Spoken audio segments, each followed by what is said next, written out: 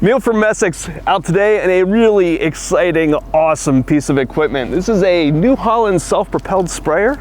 Steve Wanger of Crest Farm here is going to be our operator, take us along on a ride and tell us a little bit about this machine and all of the technology that's in it. Essex, a helping hand with your land. What are we putting down today? Putting liquid nitrogen down on wheat. Okay. The machine that we're driving is a New Holland self-propelled sprayer. How big is the boom on this? 100 foot. 100 foot. So we're out putting down 100 foot of spray at a time. The thing that I appreciate about this equipment is, to me, a self-propelled sprayer is like the very definition of how misunderstood agriculture is. Yeah, right. Right? Yeah. The amount of technology that's in this thing is mind-numbing. So as you're driving back and forth here, tell me a little bit about what you're paying attention to. Paying attention to make sure the gallons are right and where I'm going. And the machine does a lot of it itself. This thing's pretty phenomenal. Yeah, it's very easy to operate. So give some context to easy to operate, because, you know, to the layperson here that looks at all the buttons and the lights and the switches and stuff in here, this can't possibly be easy to operate. Well, it took a little bit to learn it, but now once you got it, understand it, it's really simple to operate. It's very, very, very easy to operate. One thing we're doing here is when we're on the go, we have individual nozzle shutoffs that it shuts off automatically, every nozzle as you're coming up on point rows or the end rows.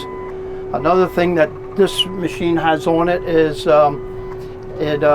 variable rate on each nozzle. So the nozzle will also, if I'm swinging, the one side will put on more, will put the right amount on, the other side will pulse and hold back, so we're not over applying even on a turn. So that was obvious when we came back through that end down there. You could see the nozzle shutting off as it was coming across the boom. And right here, if we're watching the display, the ends are turned off right now because we've already covered that area. Yep. So now, as we're going back here, you're using GPS basically to define in the field what we've done. Correct. Because this is such a small field, we literally covered that in what, 2 passes? Yeah. Probably 3-4 minutes. There's no need for auto steer or anything like that in this garden patch that we just... That's the unfortunate part about this place. The fields are small. But this is farming in Pennsylvania. That's right. Right? Another thing that's really awesome on these sprayers is the front boom.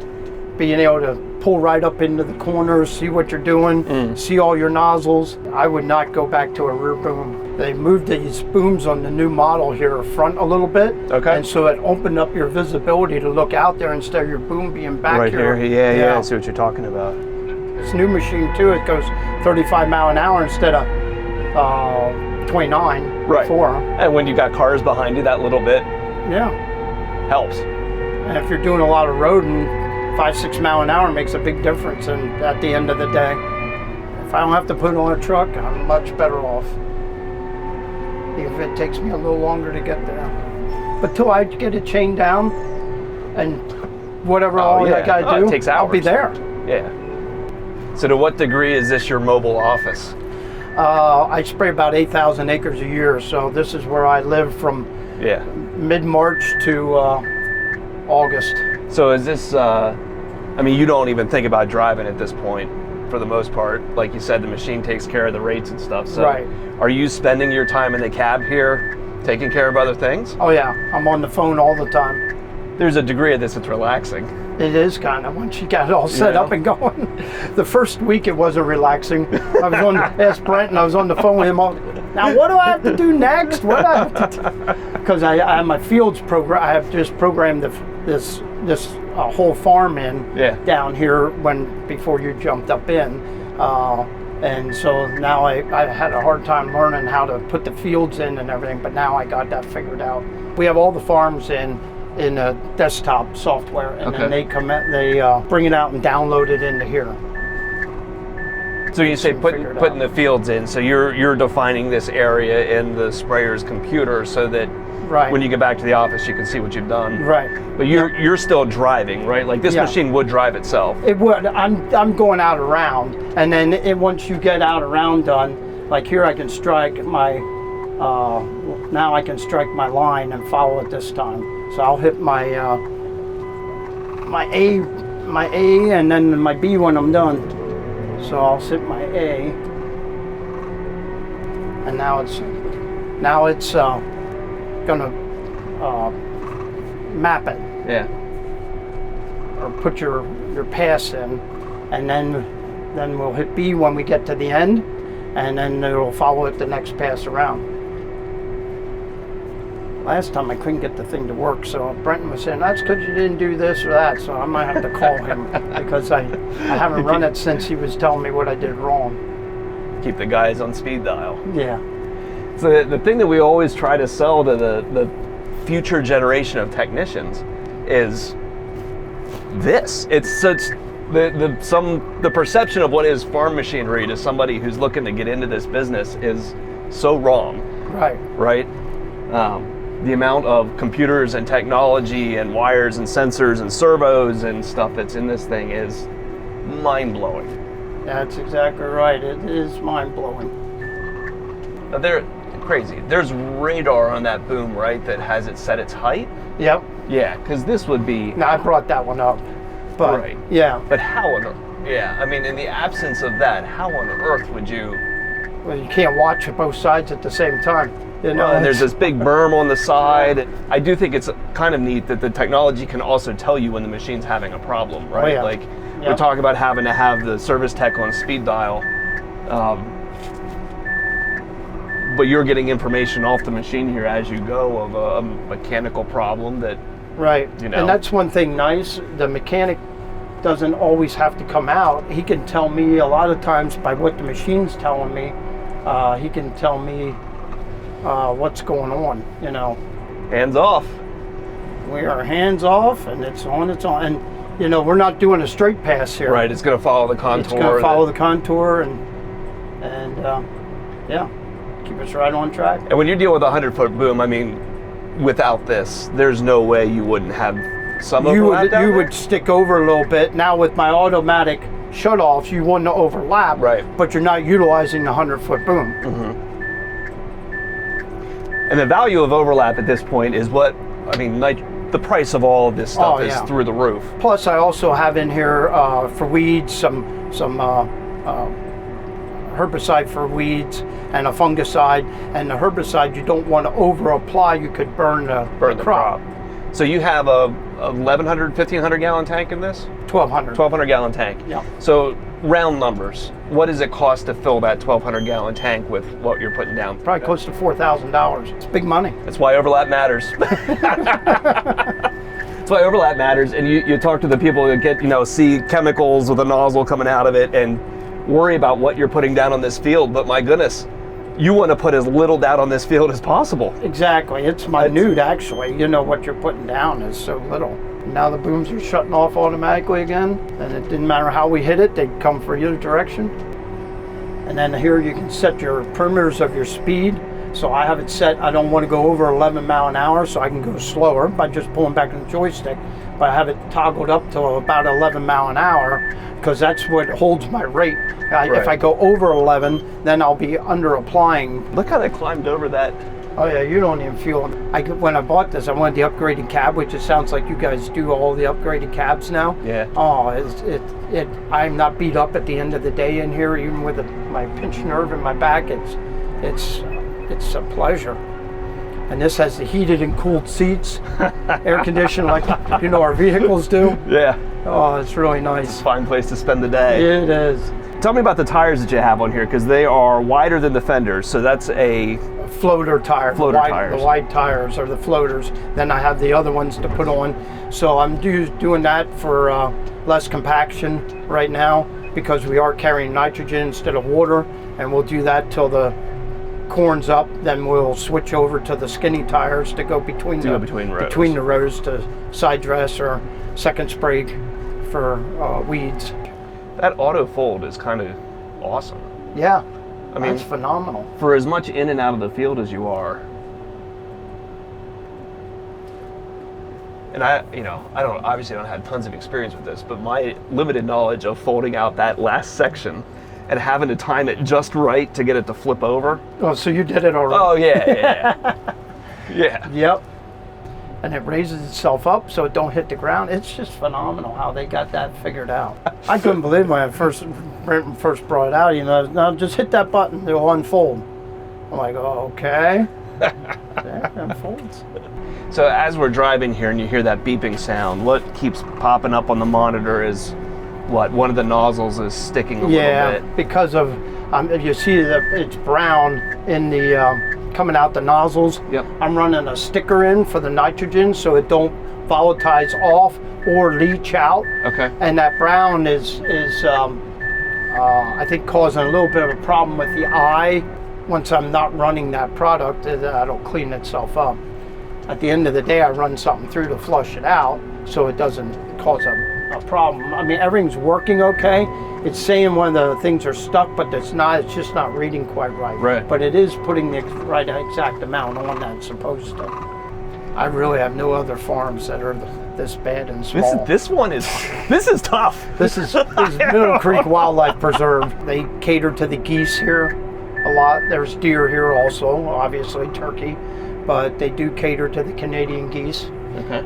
This is a place where all the people from all over the country come when the snow geese come in the spring. Yeah. Now they're out of here, but the snow geese come in here in droves. They land over on that side, a lot. So do you farm this on their behalf then? This is still their ground over here? This is their ground, yep. And do they dictate to you the crops to go in here for? They do. We have to have so much of certain things, yep. In order to support the wildlife basically. Right. It actually yields pretty good. I didn't know how much damage we would have. Some years we get hammered a little bit more on the geese than others, So on the small grain, not so much corn. Corn's fine. But so they come through and they pick the crops off. Yeah, you saw up there in that knob. That's why it's not quite as tall. A couple up there. Yeah. So how long did it take for you to get comfortable driving down a steep hill? Oh, not very long in this. I'm a little weird. As it is. Point it in the Your right Uncle Bob wouldn't have liked that. Well, the ease that you run this thing around is cool. I mean, just driving back and forth, popping off the sides of the road. I mean, your comfort level in the seat is obvious. This is my 9th year running one of these. Well, no, I had a miller before that. My one I just traded in, I had 8 years, and I had a miller about 2-3 years before that. So I'm probably doing this 12, 13 years. Yeah. We're looking at driving around in an investment like this. You do a lot of work with this machine in the course of the year in order to help, pay the bills on an investment like this, right? Exactly, yep. We do some custom spraying. I have my commercial license for doing custom spraying. Okay. So taking care of your home farm and then really reaching out to anybody else in the area in order to help, because obviously not too many farms can have an investment like this parked under their garage, or you really got to put some acreage down in order to make it work. A lot of times if I go do custom work for a guy and he's showing me the fields or something, he's like, "You're going to hit out there." I said, "No, I'm going to clear." If I'm going past the telephone pole, I just have that perception, that I've been doing it so long that I'm so used to where my boom needs to be. Yeah, no substitute for being a good operator, right? With all the technology, you can lower your rates. Now, of course, when I'm trying to get a certain amount of fertilizer on the crop, I want to run 30 gallons to have 100 units of nitrogen, so I can't drop the rate there. But when I'm spraying for weeds, I'll be able to drop the rate down. I'll have the same amount of acres I got out of a tank before. Of less gallons. Right? Just less gallons, because of the way the technology is on the nozzles and everything is so much advanced.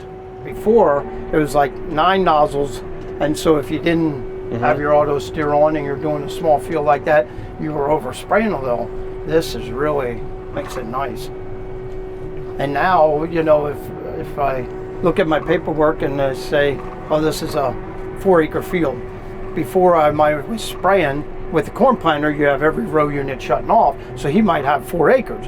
I would have like 4.1 or 4.2, you know, because I'd have that overlap a little bit, Right. you know. Now with every one, I see my acreages are coming down on my spraying, you So know. you're saving money in terms of not putting unneeded spray down. That's Right. obvious. If you did put that spray down, can you tell the areas where that happened? It would depend on certain crops and certain situations. You could see it, yeah. But it's just, there's no need for it, you know. Right. You're not really benefiting anything. Well, Brenton makes up those nozzle guards. See that pipe? The pipe. Above the nozzle? That protects your nozzles so you don't knock them off. Since he put them on my old sprayer, I hardly ever replaced the nozzle.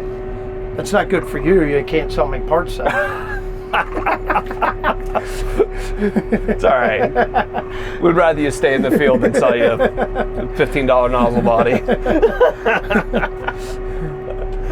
Yeah, it sure makes a difference. And that's a Messick's deal there. Yeah. I don't know of anybody else that does that. But you can't like undervalue people like Brenton, who Yeah. lives this kind of stuff, Yep. right?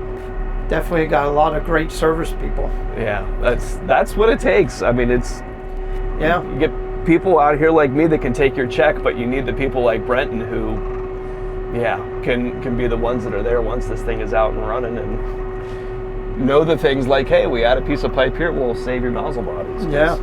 People say, so you're the boss or you're the owner? I said, I'm just one of the guys. Without everybody, I'm nobody. Oh yeah. You know, and that's exactly what you were It's saying. no different. Yeah, it's the exact same thing. Yep. If those guys don't want to put the time in and everything else, it ain't gonna matter what we want to do. We can only do a small part of it. Yep. So for the people watching us here, you mentioned there's wheat in these fields. That would be winter wheat that you would have sowed when? Like September, October. After prior After crop came corn. off. Yeah. Corn comes off, sow wheat afterwards. Yep. Corn or soybeans. Yep. So it's not atypical for us here in Pennsylvania to get multiple crops off of a field in a course of a year, right? Right. We will plant after the wheat. Then we will plant soybeans. That'll be in July. What we call double crop soybeans.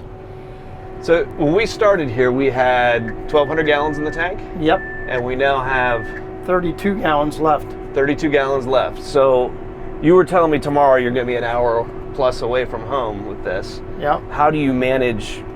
I have a nurse truck that follows me. I'll Okay. go down there and he'll nurse me at those fields. So he's getting water. You would have the concentrated chemicals and stuff on the truck, Right. and then you're getting water somewhere else. Right. Or nitrogen. Yep. He'll be filling up nitrogen down there. I have tanks down there, and then he'll keep up with me. Yeah, this thing rides. Oh, it's unbelievable. We're going Holy through the cow. field here at 20 mile an hour, and you don't even know you're going. You know, it's Yeah, the suspension's unreal. yeah. They really did a lot for the suspension, and the booms aren't even moving. Yeah. You know, they're just staying straight where they're at. So now, would you ever spray this fast? No, maybe 'Cause 13. The rates can't keep up, or Oh, yeah, if you're doing low rate. The only way I'd go that fast is because you get a little blow. You know what I mean? You want it to Okay. get to the ground.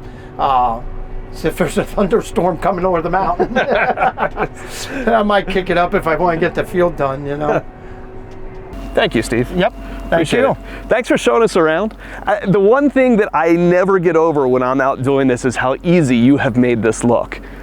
This is a incredibly complicated piece of equipment, but my goodness, years of work and the time that you spent in the cab, it's obvious the skill that you've developed. So Well, thank you, and thank you for coming out. absolutely appreciate it. If you're shopping for a piece of equipment and we can help, or if you have parts and service needs for a machine you've already got, give us a call at Messick's. If you got custom spraying that needs to be done, we'll leave the information for Crest down here in the description of the video as well. I'm sure these guys would be glad to help you out. We're available at 800-222-3373 or online at messicks.com.